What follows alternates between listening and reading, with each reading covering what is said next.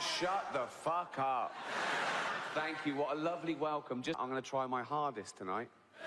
I know what you're thinking. You're thinking, Rick, relax. We've already done his worth just seeing you. What? You're a legend. Shut up. Why is he? Huh? I'm not a god. Why is that? I'm just an ordinary guy, you know, going around talking to people. Sort of like Jesus, in a way, but better. Well, I've actually turned up.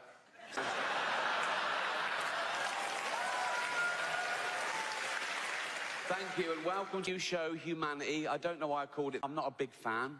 I prefer dogs, obviously. Dogs are better people than people, aren't they? They're amazing dogs. They're our best friend. They guard us, they guide us. There's medical detection dogs that can smell if you've got, like, AIDS. I'm not a doctor, but their noses are like 1,000 times more sensitive than ours. So they sort of go, "Poor, you're well HIV." Fuck, you know. And you go, "You can smell AIDS on some." Yeah. Yeah. Then why didn't you smell it on the bloke I brought home last night then, you fucking idiot? They did the first 3 billion years by themselves, evolution and all that. And then we got involved, did a bit of selective breeding, you know, getting them how we wanted them to do jobs for us, you know, a bit more of that, a bit stronger, faster, whatever. And they're great at the jobs they're bred to do. And they love the job they're bred to do because they're genetically hardwired to love that behaviour anyway. Although the Rhodesian Ridgeback was bred to hunt lions. And I can't help but think that was a little bit of a shock to it when it found out. So we've done all the breeding, all the different pedigrees, all thousands all around, a big passing out parade. There's a bloke in a square with a white coat and a clipboard, and he goes, "Right, dogs." And they all go, what? Who wants to know what jobs they've got? We all do. Right. Okay, Labrador. Yeah? Do you like carefully bringing back dead ducks? Yeah. That's your job. Amazing, that is amazing. That is my favourite job. That is my favourite job. Jack Russell, in down rabbit holes. Yeah. That's your job. Fucking hell, best day ever. Best day ever. Miniature poodles, yeah? Do you like being carried around by elderly homosexuals? Yeah. That's your job. That's your job. Backs, yo. You're hunting lions. What? You're hunting lions. Fuck off. Yeah, you are. No, we're not. Lions? We get fucking mashed. Why can't Rottweilers hunt lions? They're shaking babies. Good boy.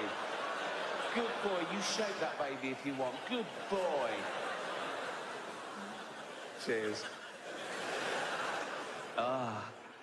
So yeah, this is my first new stand-up show in years, if you don't count the Golden Globes. The Golden Globes, very different. Oh God, different vibe. 200 million people watching around the world, and it's live, you know, big thrill. But with that many people watching, there comes a bit of stick. Everyone's different. Everyone's a blogger. Everyone goes, "I was offended." Oh. Why? He said an horrible thing. We said loads of horrible things. Yeah, but that was a thing that I care about. And that's the thing about offence, isn't it? It's about feelings, things are personal. I don't care about the so-called backlash, you know, comedian in hot water. Ooh, you know. But my girlfriend Jane, she does worry a bit, and she reads things. Oh, why are they right? What have you said? Why? I go, don't worry about it. They're not coming to the house. Fuck them. So I wind her up. I pretend I'm going to say much worse things than I ever would. Think of that. I have to make up worse jokes than I actually... just to scare my girlfriend. So when I'm doing the Golden Globes, we go out about a week before. It's in LA. We fly out, right? And I'm writing jokes. The ceremony approaches, and, you know, they release sort of more presenters, and I take my pick. I go, "Oh, yeah, I've got a good intro for them. Yeah, I'll do... Yeah. Mel Gibson. Yeah, I'll introduce him. Yes." And about 3 days before this land, right, just to wind Jane up, I said, "Oh, I've got a good intro." She went, "What?" I said, Bill Cosby would make our next presenter sleep on the couch. Please welcome Helen Mirren. I didn't do it. I didn't do it. She went, "You're not going to do it?" I said, No, I'm not going to do that. Next day, I got her again. I said, is this too much then? I said, not even Bill Cosby carries enough tranquilizer to bring down this next magnificent beast. Please welcome Melissa McCarthy. I didn't do it. I'd never tell a joke like that. It's horrible. I was just doing it to annoy Jane. I'd never think of that. So don't... Even on the day, on the way to the red carpet, we're in the limo, just to wind her up, I said, oh, I'm going to start off with a funny little one-liner, just an old-fashioned joke. She went, oh, what? I said, what did the deaf, dumb and blind orphan get for Christmas? And Jane went, I don't know. I said, cancer.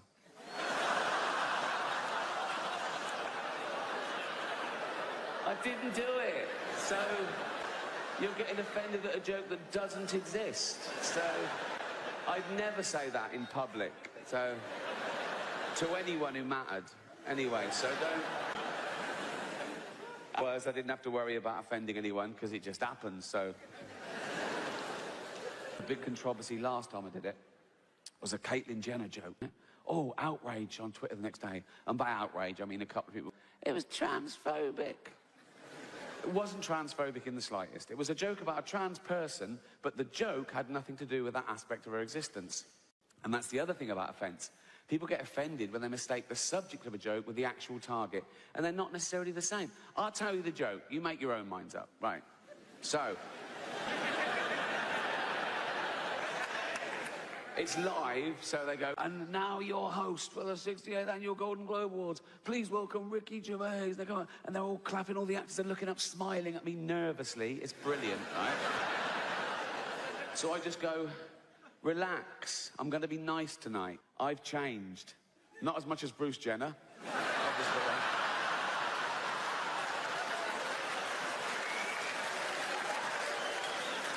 And I go, now Caitlyn Jenner, of course, and what a year she's had. Became a role model for trans people everywhere, bravely breaking down barriers and destroying stereotypes. She didn't do a lot for women drivers. Right? So, that's a clever joke, and I'll tell you what, right? It's lit. No, listen, right? The subject of that joke is stereotypes. I'm with the notion of stereotypes, right? So I start off saying, she's a real woman. Some would say a liberal, progressive attitude. And I go, oh, if she's a real woman, I hit them with the old-fashioned reactionary stereotype. She must be a bad driver then, right? And the target of the joke is a celebrity killing someone in their car. Let's not forget that, shall we? A celebrity killing someone in their car, running home and popping on a dress. That's the target of the joke, just so we're clear, okay? She was interviewed about a week later at some press conference for a show she was launched, now cancelled. And the press were around, and one of them, what do you think of the Ricky Gervais joke? And she went, maybe I should host the Golden Globes, right? And they tweeted that, and they atted me in, because they want a British feud, you know? It was clickbait, so I rose to the bait, obviously. I just sent back, let her host, just don't let her drive.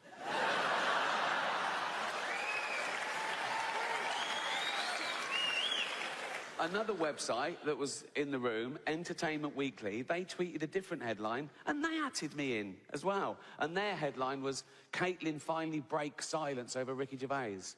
I just sent back, at last. She always breaks too late. Bring it on. Bring it on. But I'm a considered comedian.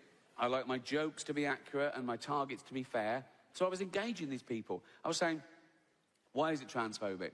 And they were saying, it's about a trans person. I said, well, that's ridiculous. That's like saying a joke about Bill Cosby is automatically racist. It depends on the joke. But I was talking to them, I'm willing to learn, and I found out my crime was that I dead-named her. Now, I'd never heard that term, you know, before a day after the Golden Globes, and that was saying her old name, and even acknowledging that she used to be a man. But she did.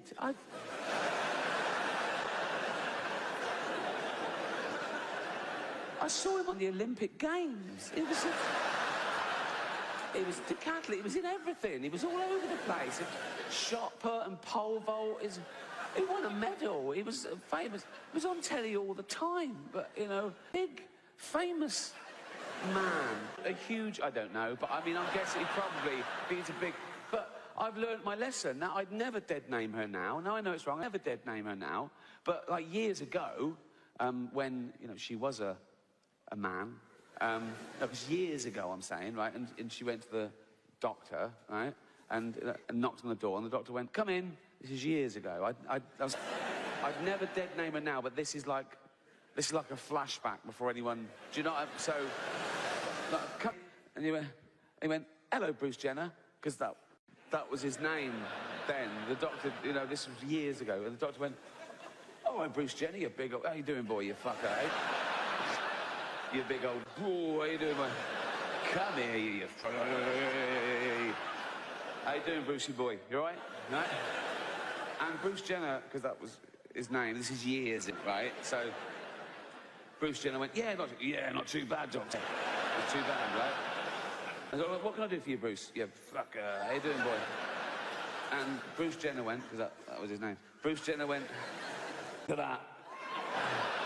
And they went, "Come on, Bruce Jenner, you know the rules." He uses his whole name every time for some reason, I don't know why. "Come on, Bruce Jenner, you fucker, you know the rules.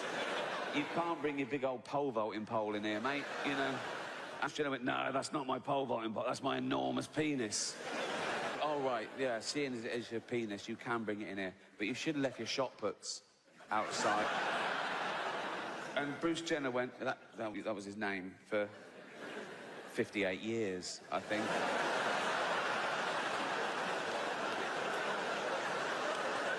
He went, "No, they're not my shot puts, they're my enormous testicles.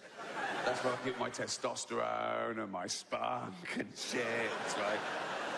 And the doctor went, "Oh, yeah, that makes perfect. I'm a medical man, and that you're a big, you fucker. How you doing, boy? You're a big, you're big, and you would have a big old cock and balls. They're beautiful. They're a bit familiar, and I go, "No, but you must be very proud of them, Bruce."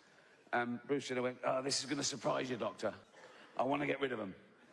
And the doctor went, "What? Why?" "Oh, they get in the way."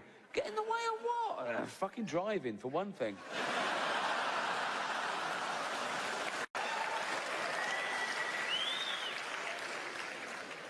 So I'm engaging these people, but I had to say her old name because that gets me into the joke. I say, "I've not as much as Bruce Jenner," and then I do the actual joke. I went, "No, this is my second crime." I say, "She hasn't changed, right? She's always been a woman because she's always identified as a woman, and that means she's a woman.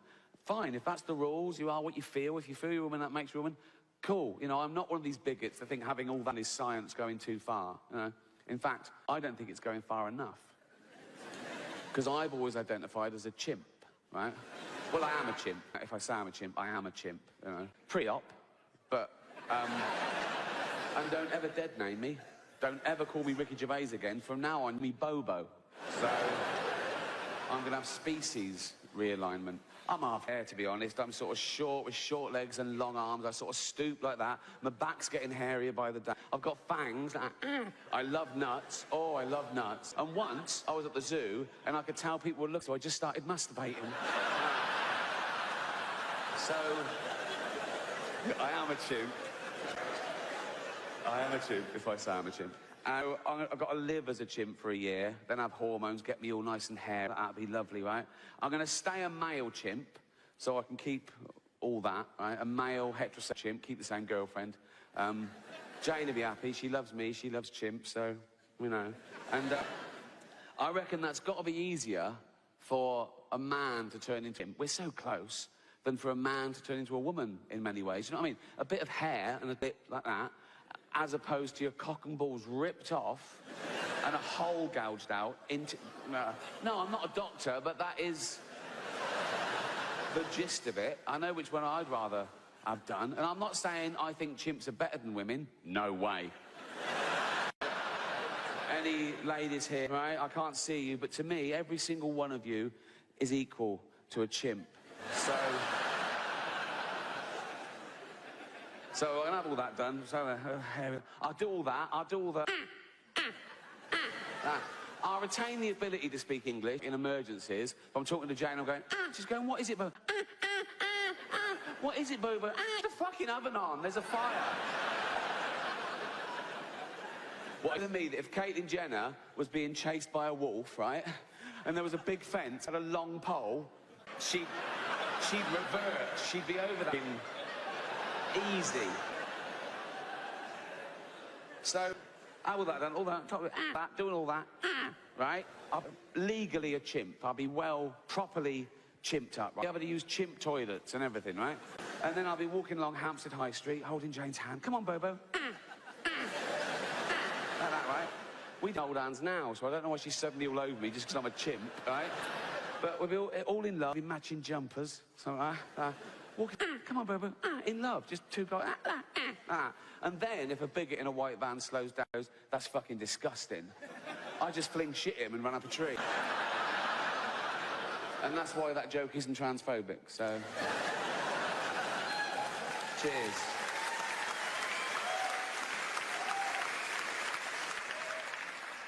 So, humanity. What is humanity? What are we? Well, we've touched there. We're great apes. Not metaphorically, we're literally great apes. We are 98.6% genetically identical to a chimpanzee. We're closer to chimps than chimps are to gorillas. We left our common ancestor about 6 million years ago. We have the same life cycle. Same life cycle as any other animal, which is our parents mate, we're born, we grow, we mate, our parents die, all our friends die, and then we die. Now, my 7-year-old niece didn't like hearing that, right? But I said, you've got to look. I said, stop crying. I said, you're 7, you know, today. So...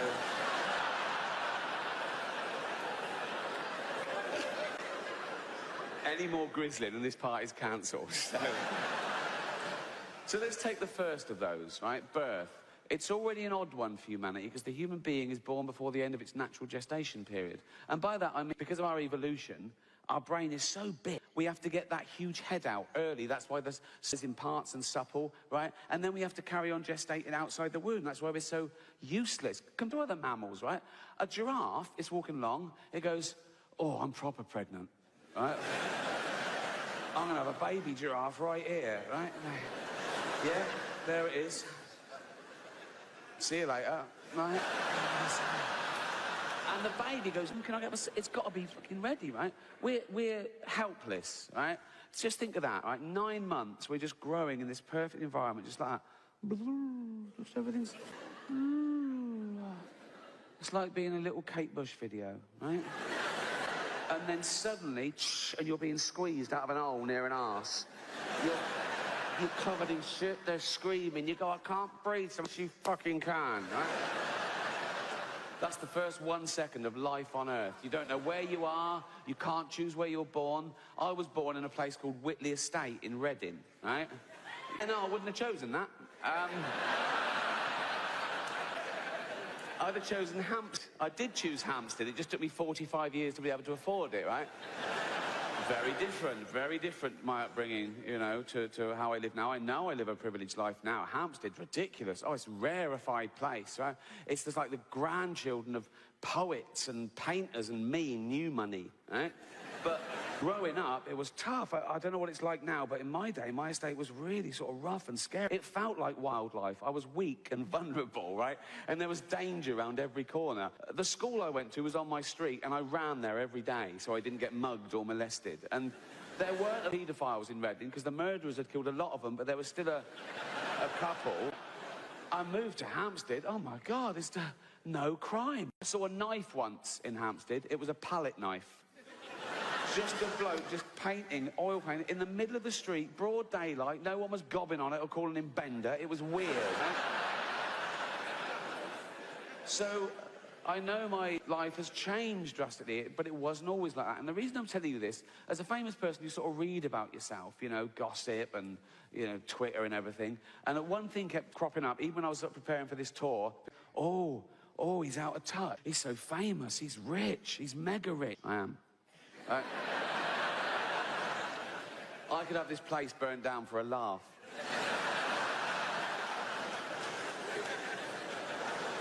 No, but they say things like, oh, he's an observational comedian. How can he say things that relate to ordinary scum? And I say, don't call them scum, right? But even the papers, they try and round to it. I do interviews, and they'll always be able to say, oh, do you always fly first class? I go, no, often private. Right? And the number of times I've answered this question, right? They say, do you know how much a pint of milk is? It was meant to make you look out of touch, and I don't know, but that's irrelevant, right? Next time a journalist asks me that, I'm going to say, I don't know, mate, but here's £1,000. Run and get me one, will you? Is that enough? Is that enough? Yeah. Another question that I always get with the posh papers, the Sundays, they're doing a profile piece, and they're still trying to alienate you and make you look different, right? And they always say things like, no, you don't have children. I say, no. I say, why don't you have children? Which is a really odd question to ask someone, why don't you have children? As opposed to asking people, why do you have children, right? Let's ask the fat lady in the leggings why she's had 8, shall we? Oh, 9, that one just fell out. That one didn't even touch the sides or disturb a cigarette. That one, boom. No. Don't claim for that. No. People say, oh, it's selfish to not have children. How can it be selfish to not bring a life into the world that doesn't exist on any level?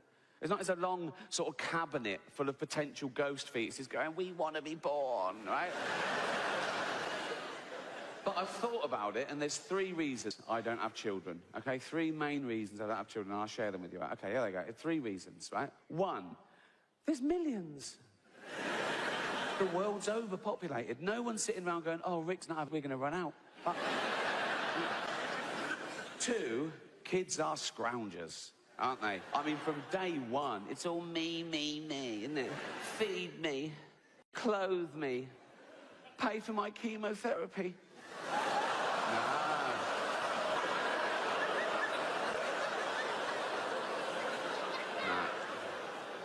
Not my problem, son. Not mine. Luck of the draw, boy. Luck of the draw. It costs the average household in the West $200,000 to bring up a child, right?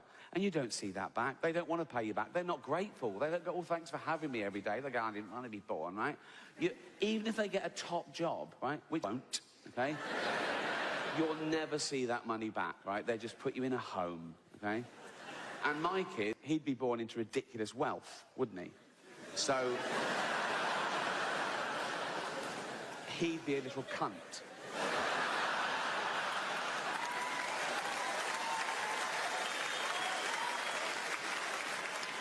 A little Hampstead cunt. Running round with other fucking little Hampstead cunts. Being all Hampstead and cunt. I'm a little Hampstead cunt. Yes, I know, yeah. These are my cunty friends. Yeah, I know, it's obvious. I can tell from your little fucking cunty hats. Little Hampstead cunts, you little posh Hampstead. One hand, he'd know he was a little fucking Hampstead cunt. I'm a little Hampstead cunt. Yes, we know, everyone knows, right? He'd know that, right? And on the other hand, he'd know that he could never live up to being as brilliant as his dad, right? I'd say, you know, I worked my way up from nothing and I gave it to you and you're just a little useless Hampstead cunt. Yeah, and that would probably prey on his little mind a bit, wouldn't it? Like 11, 20, sort of be a naughty boy, run with the wrong crowd, try and get out from my shadow, right? And then he'd turn to drugs, and about 30, he'd home and he'd overdose on my Afghan 20 grand, that was, right? And as he was there, right, convulsed, throwing up his fucking lungs, right? And with his little posh, high-pitched fucking death rattle, right? His little fucking dying words, he'd go, do you love me now, Daddy? No. No, I never did, and that's why you're never going to be born, you useless fucking junkie-sted cunt.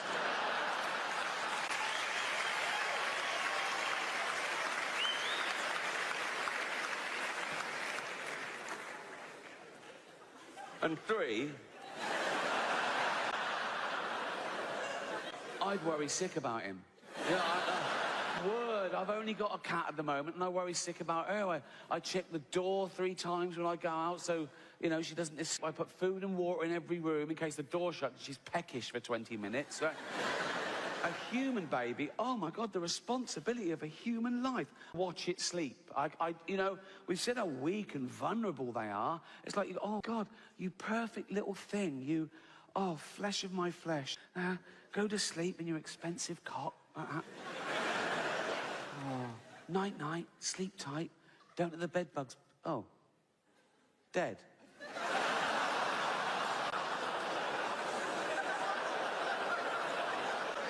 Yeah. Why? Why is it dead? It's just fucking dead, look.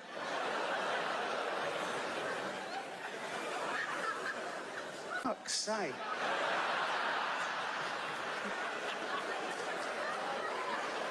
Fucking hell.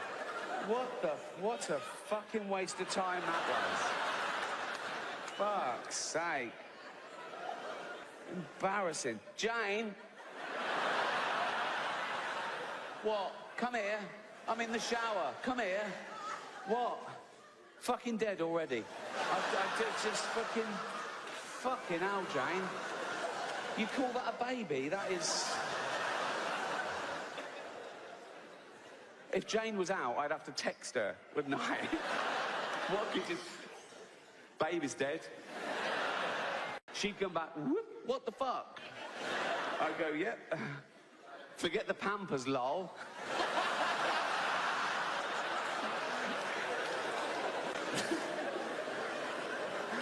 No, but if it made it through the terrifying cot years, right? And then it was a toddler running around head height to my antique tables with sharp edges. I'd have to pad them so it didn't run into it and fucking cave its head in and die. And the social services come round, they say, is this your child, Miss Gervais? And I go, yeah. And they go, what happened here then? I go, it's a fucking idiot. I did think adopting for a while, a little third world child, because that would tick all three boxes, wouldn't it? You know? You think of it like, one, right? I wouldn't be adding to the population problem. I'd be alleviating an existing problem. A young kid born through no fault of his own into abject poverty. He would have died without me. I can literally save his life and give him a great upbringing, right? Two, he would be grateful, wouldn't he? He'd want to pay me back, wouldn't he? Particularly if I let him know that all the other kids in the village, they weren't so lucky. They didn't make it out. Right? I'd tell him that early on, so he really bucked his ideas up, right? I'd go, Tundi, come here. Come here. Yeah. Go and pop a shirt on. You're not in Africa now, mate. That's better. Yeah. Tundi, yeah. Water straight out of a tap, innit? Yes. Yeah. No, it's not free. It's Hampstead. There's a little, you know, but yeah, of course it's safe. Safe, fresh drinking water. Have as much as you want. Have a bucket full. Straight out of a tap. Fresh drinking water. There you go. Go and clean the car. Go on.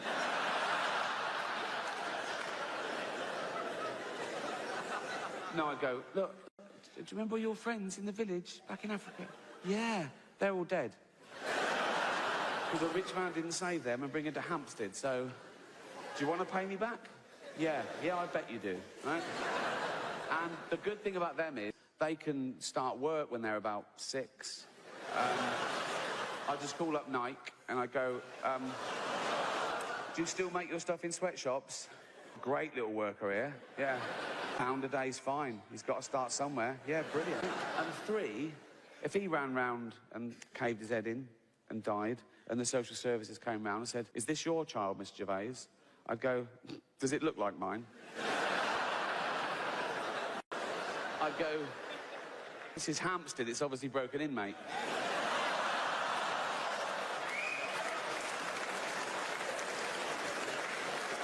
That's why I don't have kids.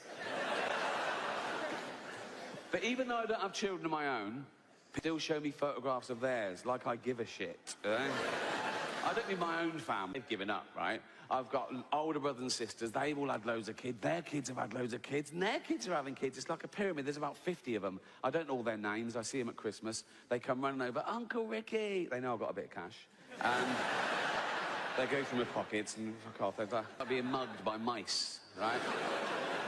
No, I don't mean now. I mean strangers, right? So I can be busy, I can be working, I can be on the set of a TV show or film or something. I can be stressed, I can be producing it or directing it. And you get someone who comes in for one day, like has got one line or a stunt man. They come over, they introduce themselves. Oh, yeah, good to have you, I'll be with you in a minute. Then they hover, right? And they say, busy? I go, yeah, yes, yeah. Go, oh, you working the weekend? Not filming, but I'll be in the edit or something. So, yeah. They go, oh, taking my youngest to ballet lessons. Oh, great. Great. Yeah, she's 8. No. I got a photograph of her here. You know what? Show me if she goes missing.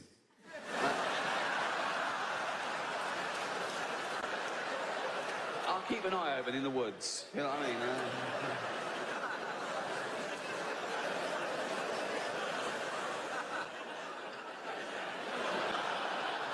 But you've got to go through the whole polite rigmarole. You've got to go, oh, she's beautiful.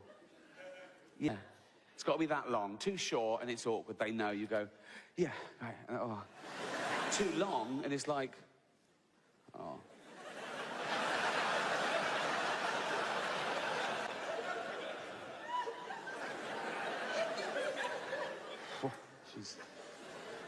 She's fucking beautiful. It's a minefield, isn't it? So...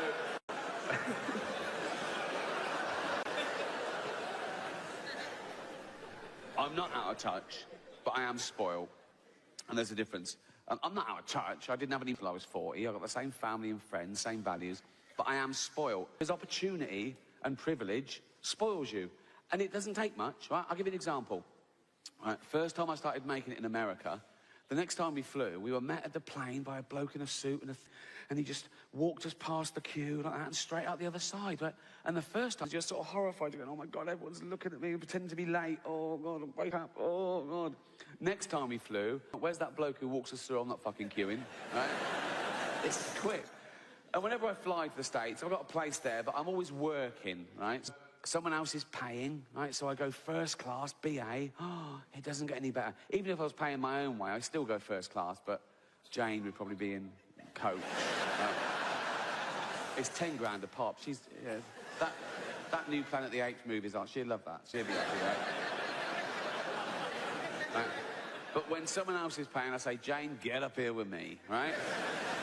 Front 2 seats. Oh, they board us early. We're on the plane about 15 minutes before anyone else. It's, oh, my God. They bring around these snacks, these, like, warmed, caramelized nuts in a bowl, right? Champagne. It's great. It's like a little day off for me. No phone or anything. It's like a little holiday flying to the States, right? I could do without the safety video. That's always a bit of a downer, right? And totally pointless. If you go into the side of a mountain at 500 miles an hour, the brace position does fuck all. Imagine if that worked, right? Been down, right? The flame smash, you go, I'll try it, right? You do that, ball of flames, you wake up, every dead, except you go, fucking hell, that's amazing. That is...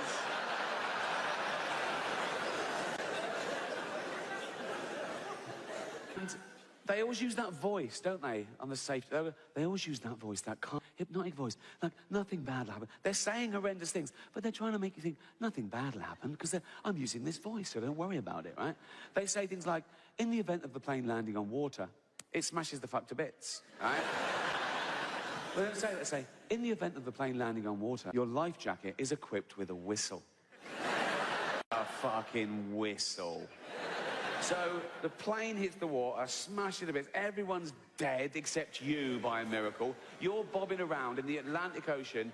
4 degrees that water is, right? You've got about 15 minutes before hypothermia sets in, right? And by a shark, or you drown, and you're hoping they've dispatched air sea rescue. And oh my God, I'm bruised and broken. I'm gonna die. I don't want to die. What happened now? I don't do it. Hold on.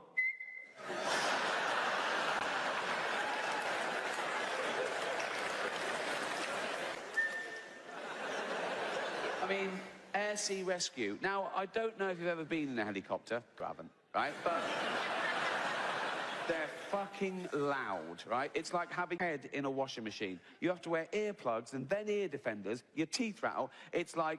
like that. So you're over the Atlantic Ocean at night, you go...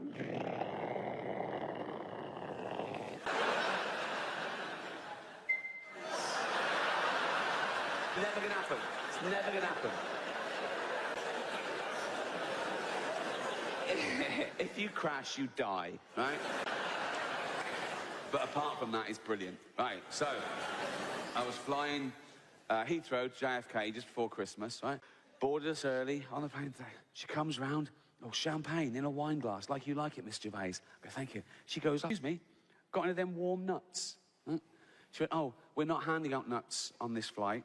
There's a lady getting on who's so allergic that even someone else eating nuts in the vicinity would cause her to have a fatal reaction. I went, oh my God. She went, yeah. I said, oh, of course, yeah. I was fuming. I mean, what's that got to do with me? Why can't I eat nuts just because this woman will die? Nuts. I mean, how has she lived this long? If walking by a nut kills you, if being just near a nut, how has she never been near a nut before? And how has she lived long enough, having never been near a nut? How has she lived long enough to earn enough money to be near me on a plane? Right? Honestly, it's... And if being near a nut kills you, do we really want that in the gene pool? I mean, I've never wanted nuts more. I felt that infringing on my human right to eat nuts, right? And this is how spoiled I am, okay? I actually had this... I thought, oh, no, I wish I'd bought my own nuts on, right? And I thought that for about a second. I thought, oh, no, that wouldn't work, because she's on, right? She started going, oh, blowing up like a frog, right? And I go, oh, right?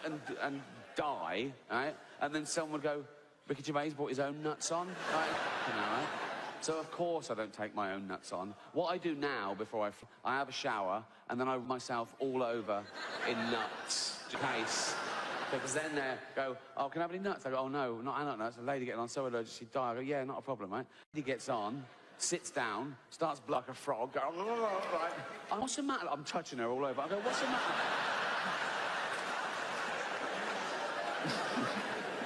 What's the matter, love? And she goes, oh, nuts, right? And I go, who's been eating nuts? I get off scot-free. So I got to America, I went on the chat show, Tonight Show with Jimmy Fallon, right? And I told that story, the whole thing, right? And went well, audience laughed, great, went out, right. Next day on Twitter, outrage. And by outrage, I literally mean one person going, how dare you, right? This woman had seen that she was like, I saw you on Jimmy Fallon, it was disgusting, making fun of nut, and my daughter's nut intolerant, how dare you, children die. Oh my God, who's this one? And she's tweeted me about 15 times. She starts atting NBC and Jimmy Fallon. I'm going, why is she stirring up trouble? How many followers? 23, ignore it, don't worry about it. Right? And you know when you're being told off and they use your own silly words, like a teacher going, what, you find so-and-so funny? And because the teacher's really angry, right? Yes, you find that thing funny, whatever they... She said, would you find it funny if my daughter blew up like a frog? Yeah, because you saying that, yes. If you said that at the funeral, I would, yes, yeah. So, right, and then someone else gets involved, Ohio Mums Against Nuts, right?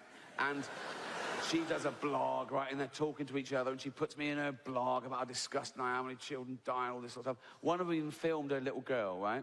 And put it on YouTube and sent me the link. And I opened the link. It was a sweet little girl, about 7 years old. And she just went, dear Miss Gervais, I have a fatal nut allergy. Delete. Not my problem, right? Ignore, right? But then one of them said something that reeled me in. Just because I'm this self-professed Twitter police, right? Try and explain to someone every day what freedom of speech means, particularly in the context of comedy, and particularly in the context of a joke, that a joke about a bad thing isn't as bad as the bad thing. It's even necessarily condoning the bad thing. It could be anti the bad thing. It depends on the actual joke. And this woman said, you should never make jokes about food allergies. I should have left it, right? I sent back, I make jokes about AIDS, cancer, famine, and the Holocaust, right? And you're telling me I should never joke about food allergies. She sent back, yeah, the Holocaust didn't kill children. Well, it did, didn't it? It was horrible, the Holocaust. Some would say as bad as food allergies. didn't kill children. Jesus. Did kill children. Oh my God, Hitler killed 12 million people, many of them children. Hitler, I've got to say, Hitler, you couldn't make him up. He is the worst human being to ever walk the face of the earth. He's a crazy, evil, racist, narcissistic serial killer. Just terrible. But if throwing a dinner party, and I've been sitting all day over a hot stove, right? And I was getting everything ready, right? And there was one place left. And I had to either invite Hitler or that little girl with food allergies.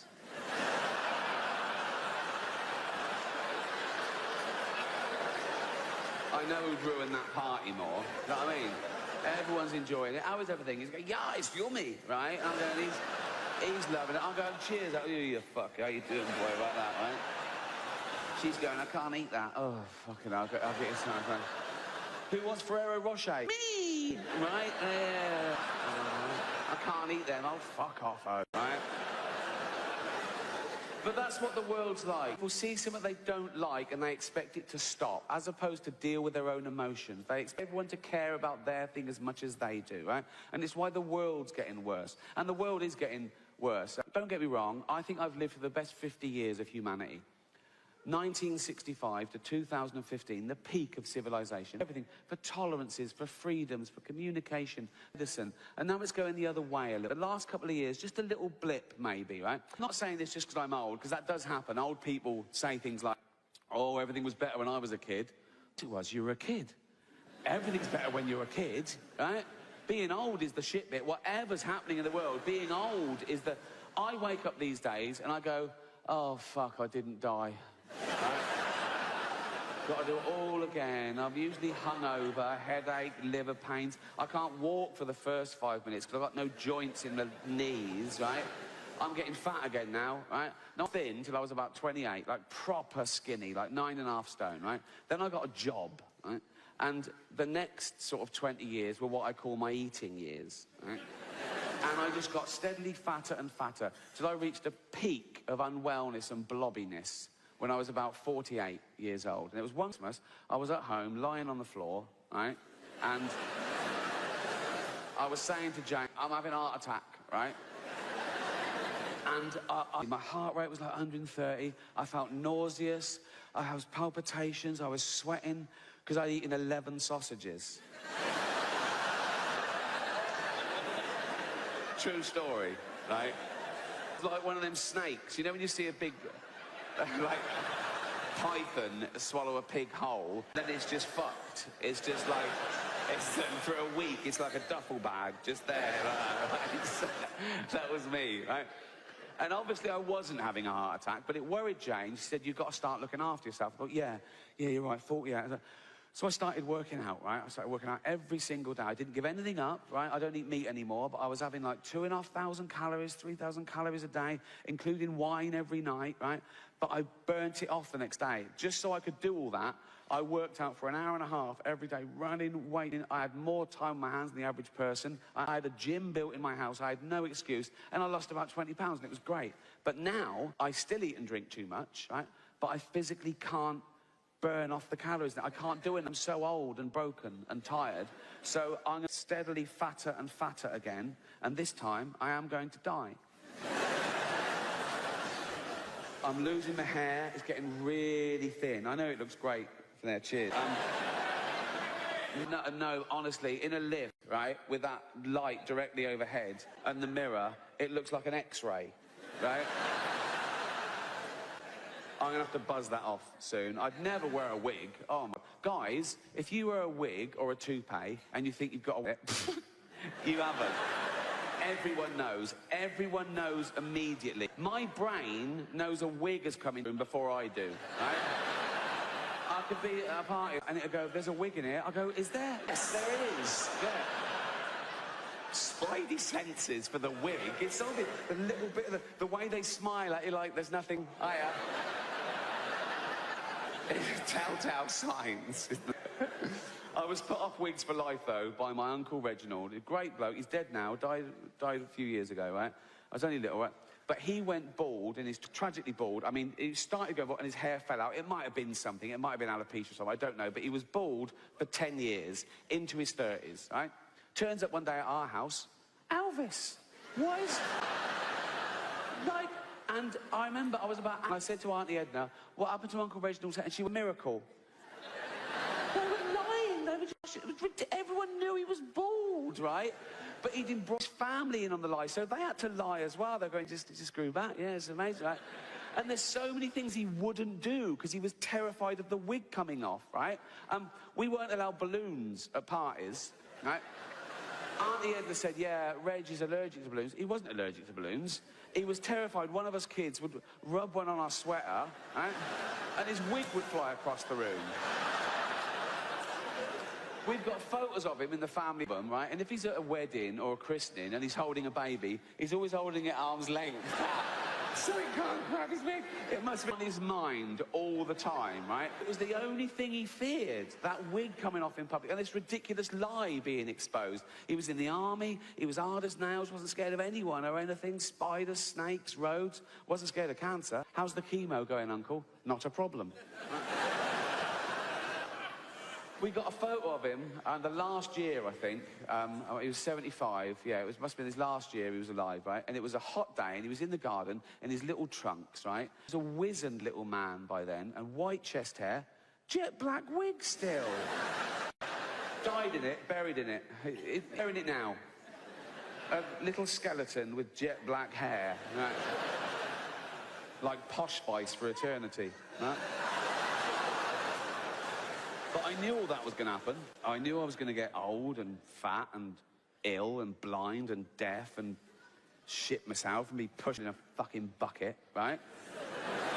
Ready for that, because you're warned. You know everything about getting old, right? Well, one thing they don't talk about, and so you're not prepared. It's a shock to me, right? I only found out about it recently, and I'm going to share it with you now. Distending testicles. I didn't see. You don't know about it, right? But it happens in your 50s, right? I wasn't checking them or anything, but I didn't see them for 20 years, right? But all I know is, as a young man, they were pert, and now they're like two plums in a sock, right? I don't know when it happened, but it was recently, right? They just, and this is how I found out, right? So as I've been getting older, and they've been secretly stretching away, right? As I've been getting older, I've been getting richer, so my baths have been getting more and more luxurious, right? And last year, I moved into a new house in Hampstead, right? I had a big bath, but in a big sunken bath. Oh, south-facing windows. I was in there, like, the first night. Like, oh, lovely bath. Sun streaming, classical music on. I thought, this is the life. I looked down, and they're floating, right? Now, I'd never dreamt that testicles would float. Seemed like they'd be heavy, that you could tie things down with them. They'd sit, do you know what I mean? And most people never see their...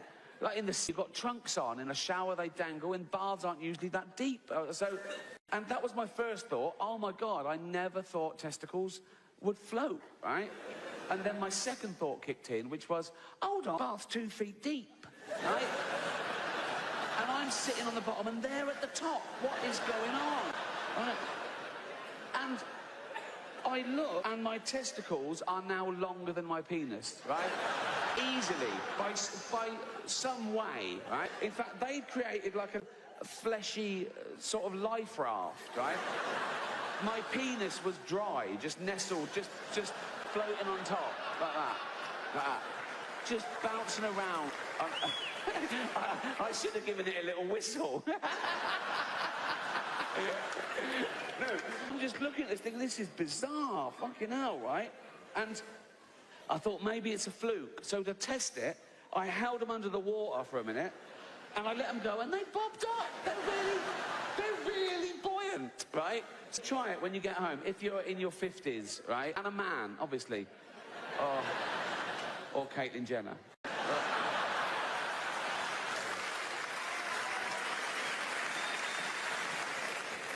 But the world is worse, and I blame the beginning of its demise on social media.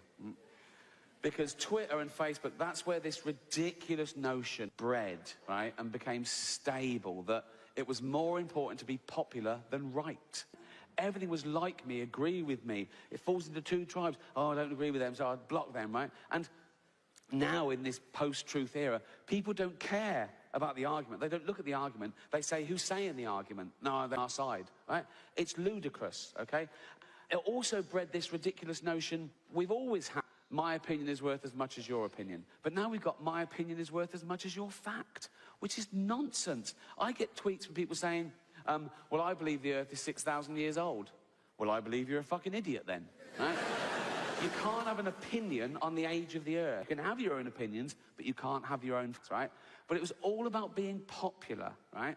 And even politicians picked up those symptoms. Politicians tweet now, they want to be popular. We had a referendum about Brexit because they were passing, they didn't want to make a mistake. So, and the other thing is this ridiculous thing of, oh, let's ask the average person what they think. Let's stop asking the average person what they... Do you know how fucking stupid the average person is?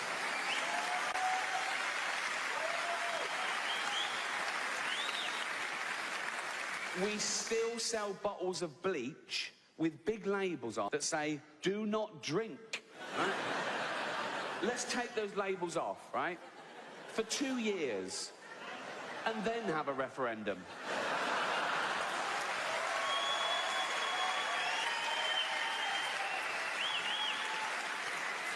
But it's not just politicians, even real news. The news on TV says things like, well, tweet us your news. No, don't let them tweet you the news. I saw Tyrannosaurus Rex, you liar, right? There was a big news story last year, right? It was about a train crash. Now, the train crash had happened about a year before, and there was a big inquiry. And the results of the inquiry were published this day, and so there was an expert on the news, and he was saying, we've looked at everything, and we've decided that the speed of the trains on this particular line were a contributing factor to the accident, so we're going to slow them down a little bit, and statistically speaking, this should never happen again, right? That should have been the end of it. But the guy went, wow, we went out and asked the general public what they thought. So then there was 3 banal vox pops. The first one said, well, I already pay £960 a year, so I'm not happy, right? And the next one said, well, it'll be 45 minutes each way, so it's not good enough. And the last one said, well, I always say, it's better to arrive at work late than dead. Why is that on the news? And not applicable in any situation? You know what I mean? Go, all right, Ted, you're in early. Ted? Oh, Ted. We've been through this. Remember I said I'd rather you arrive late than dead? But the big E is stupidity, right? I'll share with you the most stupid tweet I ever got, I think. All right. Now, admittedly, when I first got on Twitter, I pushed my agenda a little bit. I was an outspoken actor. Not because I thought I'd change anyone's opinions, but because I thought it was important to tell the other side, you know. There are still 13 countries where people are put to death just for being an atheist, and people bullied, and I just wanted to say, it's fine to be an atheist, it's fine to believe in God, and it's fine not to. That's all I was saying, really. And then I realised I didn't even have to tweet about religion or atheism. I could just tweet a fact, and that annoyed just the right people, right? I tweet things like, happy birthday, Earth, 4.6 billion years old today. And someone would always go, oh, we know what you're fucking doing, we know what you're doing, right? So, this is a tweet I got from someone after one of those I made, and it was all in capitals, which excited me. That's the sign of Twitter madness, mixed with anger. It's great, right? And I looked at his profile. Sure enough, he's a gentleman from Texas. He's a fundamentalist, creationist Christian, right? Which is fine. Loves God. He loves God and fetuses, mainly. He loves the fetus from conception to when it turns out gay. And then he's...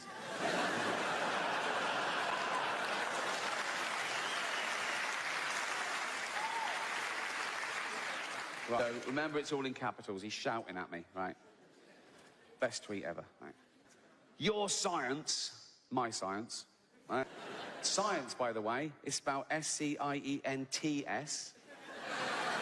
Already good, isn't it? I mean, he's obviously heard the word. He took a guess. Never seen it written down, because it's not in the Bible. So, he's... Your science won't help. Well, it will. It's helping him beam this little message up to a satellite and down to me. Your science won't help. And Satan, of course he believes in Satan. Why wouldn't he? He believes that a God made the universe in 6 days. You're not going to say to him, do you believe in Satan? And he's going to say, bit far-fetched. Why doesn't God kill Satan? That's what I'd ask him. If I was wrong and I met God and I go, oh, you do exist? Yeah. I go, well, in which case, I've got a few fucking questions, mate. In fact, the first one would be, why did you make chocolate kill dogs? What's... mental. Also, if you hate homosexuality so much, why did you put the male G-spot up the arse? What is wrong with you? Then I'd say, why don't you kill Satan? And he'd go, what? Why don't you kill Satan? If he does all the bad stuff and you do all the good stuff, yeah, and you want good stuff, yes, yeah. I mean, you do want, yes, yeah. And you could kill him, couldn't you, if you wanted? Yes, because you can do anything easy, yeah. Why don't you kill him then? Because, shut up.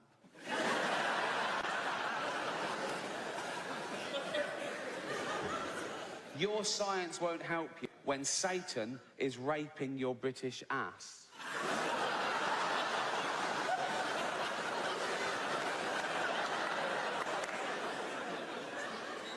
And he's got a point. Because if I die and I find myself in hell being raped by Satan, science has pretty much let me down.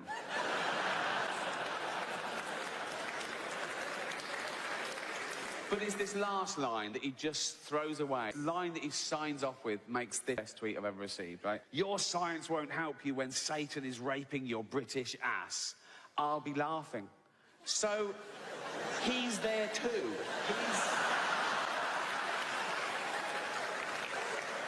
So he's a fundamentalist Christian who's lived his life by the Old and New Testament. He dies, he wakes up in hell, right? Which must off the charts on the scale of emotional trauma for a Christian. You want to go, oh my God, I'm in hell. Oh my God, why have you forsaken me? I'm in hell, it's the worst place. No, it's for eternity. I'm going to be tortured for eternity. He sees me getting raped, goes, suddenly over it, is he? He's suddenly got a little bit brighter, right? Like he's not next, right? So he says, I'm raped, right, by the devil, right? And he's just there, you fucking atheist scum, right? And yeah, whatever, right? Because I mean, I assume it happens all, it's like an eternity, so yeah, whatever, go on your feet. I might say, watch your hooves on my testicles, and he'll go, why are they so distended? And I go, oh, like you're Brad Pitt. You know what I mean? Sorry, are we talking or raping? You fucking atheist. He's probably bored, isn't he? Fucking atheist every fucking day, like that, right? And his little gargoyle comes up and he goes, Satan. And he goes, what? And I go, yeah, what? And he goes, there's a fundamentalist Christian up here. Fuck this. He'd be on him like a ton of bricks, wouldn't he? So, I got that tweet, I loved it, and it was retweet, right? And just watch the fun, people piling on, going, loser, and all this stuff. And he's fighting back really witlessly, saying things like, go fuck your sister, you English faggot. That makes no sense at all. And I forgot about it, went off, did something, came back. A few hours later on Twitter again, I think, oh, what's happening there, right? And it's still all going off, right? It's really funny. I'm laughing at all the replies, like people saying things to him, right? I'm scrolling down. There's one tweet just directly to me from this woman. She says, what, you find rape funny? No. What? No. What? Ricky Gervais find rape funny? No. Listen, what? Ricky Gervais find rape funny? No. Listen, everyone. Listen, right? No. So I said to her, no, I didn't tweet that. She went, no, you retweeted it. I went, well, yeah, just to show you he's an idiot. I just showed her, well, yeah, but you must find it funny. You must find it amusing. It's not, no, it's not a frivolous thing to be laughing. I said, well, no, I just don't know. So I said, well, it's up to him, isn't it? They go, well, not really. So I said, well, it is up to him. He can do it. So now I'm arguing with quite a nice, sane person, presumably, who thinks this sort of thing's mental. But I'm for his right to fantasize about me being raped by the devil. Right? Because I'm so conscious of freedom of speech. Whoopsie-turvy world, right? Although her opening gambit annoyed me a little bit as well, because she did that thing that people do. She said, she didn't say, what, you find jokes about rape funny? She said, what, you find rape funny? And the answer to that is no, of course not. No one finds rape funny. Not even rapists find rape funny. Do you know what I mean? There's never been anyone giving evidence going, well, it was dark and wearing a ski mask and he was giggling. That's never...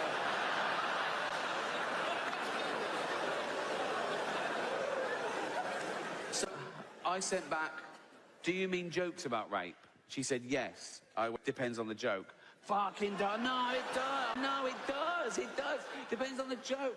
I said, of course it does. It's about context. It's about the content. Right? I said, what do you mean by a rape joke? And she said, even a joke with the word rape in it is unacceptable. I said, that's ridiculous. It depends what the joke is. I said, and I tweeted that clip of me in the office going, I think rape up there. Right? And everyone gets that because of the context. The target is a middle-aged man who's so narcissistic, he'll say the most horrendous thing to get attention to win a silly game. So you have to understand the joke and where it's going and where it comes from. And I said, jokes don't punch up or down. They don't punch anywhere. They can just be a little pun, a silly play on words that don't really mean anything, right? And the example I gave was a joke that went around when I was a kid. Even adults told it, right? Tell you, it was a woman goes running into a police station. She says, help, help, I've been raped. And the policeman says, do you mean rape? She says, no, there was a bunch of them. Right?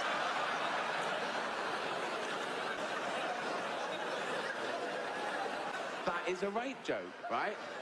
So, and I even said to her, I said, no, I agree in most, yeah, real rape jokes. Rape jokes where they're fucking horrible and the victim is the target. They're disgusting. I'd never tell those. But it depends on the joke, not the word or the subject, right? And I think I calmed it down. I said, and they agreed, yeah, some jokes are worse than others, right? And she ended it with saying, well, okay, I see your point, but still, I will laugh at a joke with the word rape in it when I know that no one in the audience has been raped, right? I should have left it. I just back, what a weird door policy.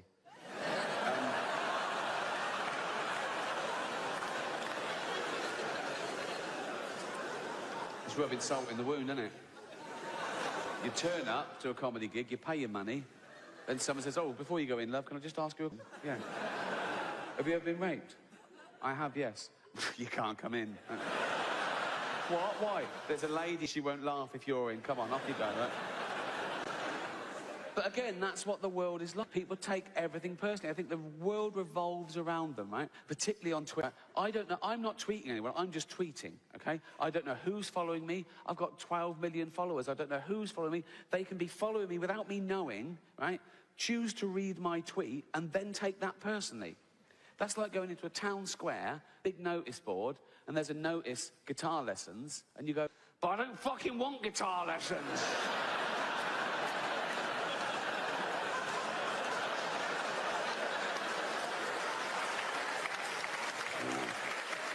What's this? There's a number here. Right, call that, right? Are you giving me guitar lessons? Yeah. I don't fucking want any. Fine, it's not for you then. Just walk away. Put it back here. I should say one thing as defence. I mean, I use it as a marketing tool and for fun, like everyone else, right? But one great thing about Twitter, for me personally, I'm very sort of anti-animal cruelty. And years ago, it would take ages to get 100,000 signatures on a, a petition standing outside Tesco's or something, right?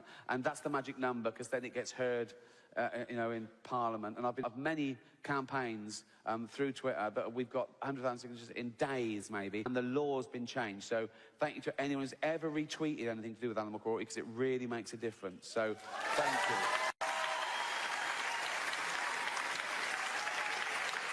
But even something as, like, clear and distinct as animal cruelty, right? You think, no one's going to argue with that, are they?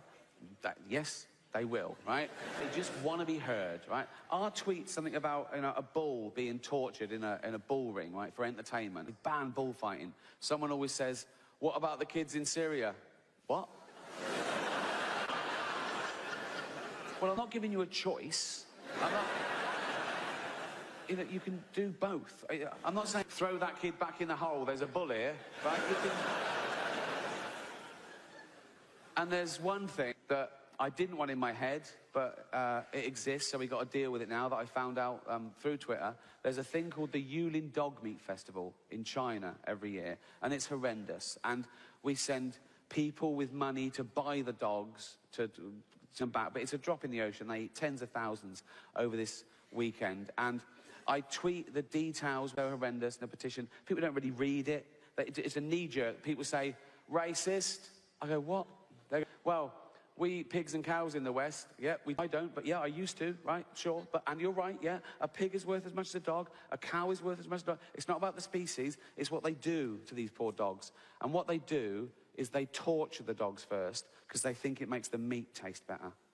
They beat them, they blowtorch them, they even skin them alive. And I saw this picture on Twitter of this opening of this ceremony. These two guys in this Chinese square, and they're skinning this dog alive, and it's screaming, and they're laughing. I thought, that's the worst thing I've ever seen. Can I tweet that? I thought, yeah, I've got to. So I tweeted the picture with a petition, and I just said, one beautiful creature and two ugly cunts skinning it alive, right? And it took off, loads of retweets, and it made the press. I got one tweet back from a woman that said, is that language necessary?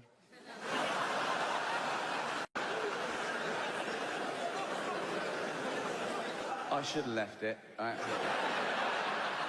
But I was incensed. I said, you're more offended by a word than by an animal being tortured to death. She said, I just hate the C word. Definitely should have left it. I sent back, people who hate the C word would hear it a lot less if they didn't go around acting like such cunts. Thank you. Good night. You've been fantastic. Good night.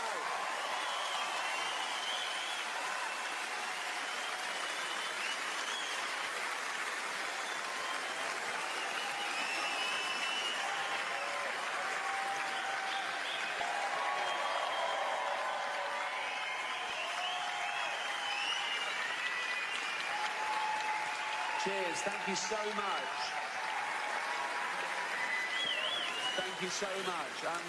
I enjoyed the show. I hope no one was offended. No, I really do, because that's never the point. I've always wanted people to know they can laugh at bad things without being bad people. And I think it's my upbringing. As I say, grew up in poverty with nothing, right? But the point was to pay your way, then have a laugh. That was the men. The women carried on working, obviously. But it was my older brother, Bob, who was about 11 years older than me. And it was him who I first saw making these dark jokes right in the bad situation. While the bad things were happening, he was making jokes about it, and people were laughing. And I realised, oh, he's healing them. What comedy's for? That's what humour's for. It gets us over bad stuff, right? Typical Bob story. He once spent an hour in the pound shop in Hayling Island just asking the how much everything was. Just to see if he could break this poor man's will. And Bob was the first person I saw answer back to authority. And the first authority you come across are your parents, right? And he'd have an argument. He'd get in trouble. He'd get sent to bed, right? But I thought, no, he won the argument, though, right? And he teased my mum. And so my mum was a typical working-class woman in that, as I say, we lived in a shitty area, right? And most of the houses had like a bit of mud and a stolen bike and fence posts missing. She mended the fence, she turfed the garden herself, she painted the step, because she thought, if it looked respectable, we'd be respectable. So it was reputation, I guess. And so Bob would send her postcards that just read, is that paedophile postman still reading your mail? And she'd take it and she'd go in and she'd be horrified and she'd call Bob and go, Bob, he saw it this time, you've got to stop doing that.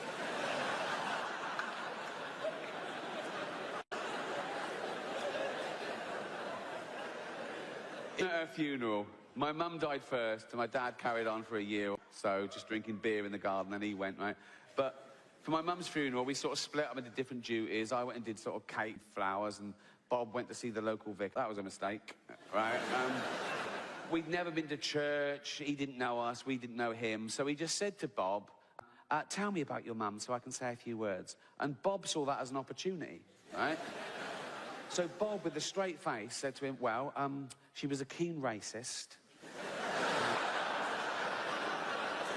And the vicar went, oh, I can't say. Bob went, OK, but she liked gardening, right? And he was trying to get something past the vicar so the vicar would say something and make us laugh in church. He didn't warn us, right?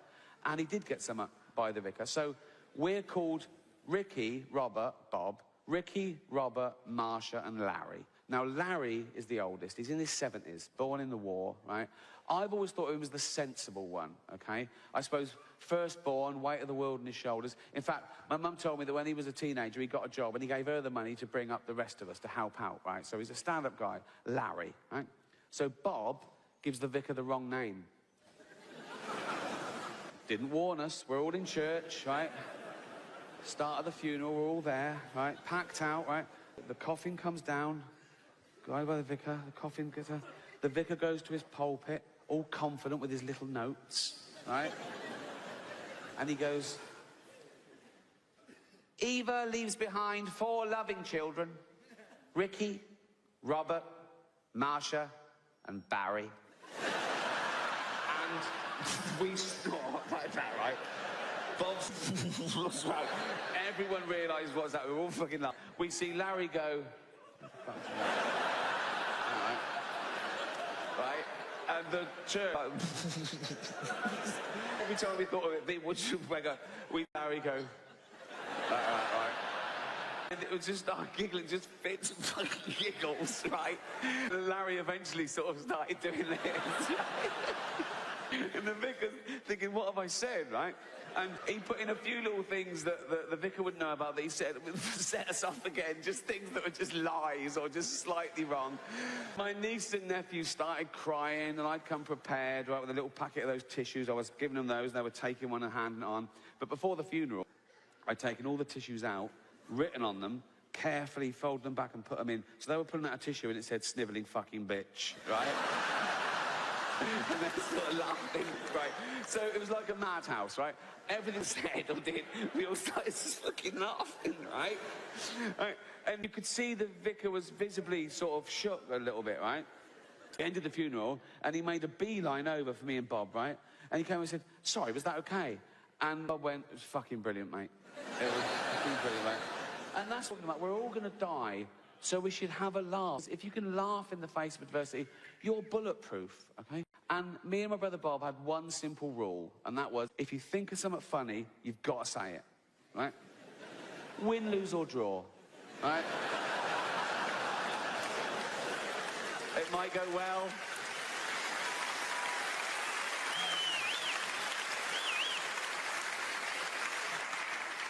It might go badly, but you've got to say it. And bear that in mind as I leave you with this, right?